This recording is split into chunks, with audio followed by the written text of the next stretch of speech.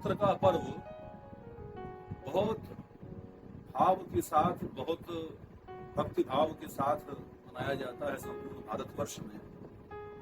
दो प्रकट नवरात्र हैं, चैत्र वासंतीय नवरात्र, आश्विन शारदीय नवरात्र, और भाद्र शुक्ल तथा माघ शुक्ल में गुप्त नवरात्र का आयोजन संपन्न किया जाता है। संपूर्ण भारत में लोग भक्ति भाव से भगवती की उपासना करते हैं, पूजा करते हैं, अपनी आंतरिक चेतना को जागृत करने का, तेजस्विता को प्राप्त करने का प्रयास करते हैं। अनंत काल से भगवती की शक्ति उपासना चली आ रही है।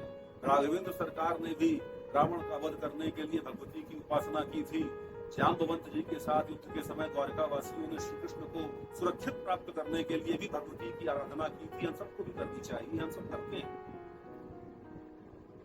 यत्र नार्यस्तु पूज्यन्ते रमन्ते तत्र देवता की संकल्पना का उद्घोष करने वाले इस भारतवर्ष में नवरात्र के पर्व को इतने बड़े पैमाने पर मनाने के बाद भी नारी का धर्षण चतुर्दिक दिखाई देता है। स्त्री का सम्मान सुरक्षित नहीं है। घर की बच्चियां, लड़कियां, युवतियां, महिलाएं, दादियां, नानियां तक सुरक्षित नहीं है। व्यक्ति के मन का विष कब तो अपने भीतर लपेट लेगा कोई नहीं जानता है। ऐसे में प्रतीत होता है कि ये समस्त पूजा या समस्त अनुष्ठान, यह सब एक यांत्रिक प्रक्रिया के रूप में दिखाई देते हैं। This sort of stagnetic kind of acts, devotion without soul, इसका क्या औचित्य है?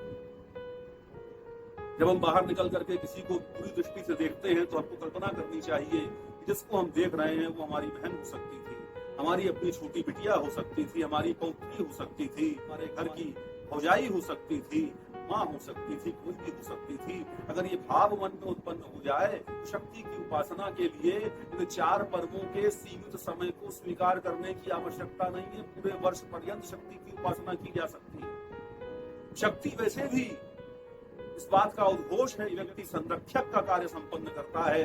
शक्ति का प्रयोग यदि उत्पीड़न के लिए किया जाए, बलात्कार के लिए किया जाए तो वो शक्ति विध्वंस कर देती है। इस बात को समझने की बड़ी आवश्यकता है।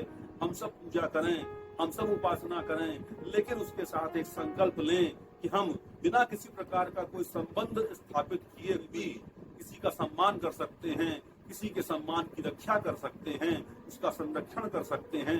यदि हमने अपने जीवन में इस भाव को स्थायित्व प्रदान किया तो निश्चित जान लीजिए भगवती का स्वरूप, भगवती का जितना भी सामर्थ्य है, की कृपा सब आपके व्यक्तित्व में आवेष्टित हो जाएगी। आपका व्यक्तित्व तेजस्विता से परिपूर्ण हो जाएगा। आप सभी को इन्हीं शब्दों के साथ नवरात्र पर्व की हार्दिक शुभ मंगल कामना एवं शुभ आशीर्वाद।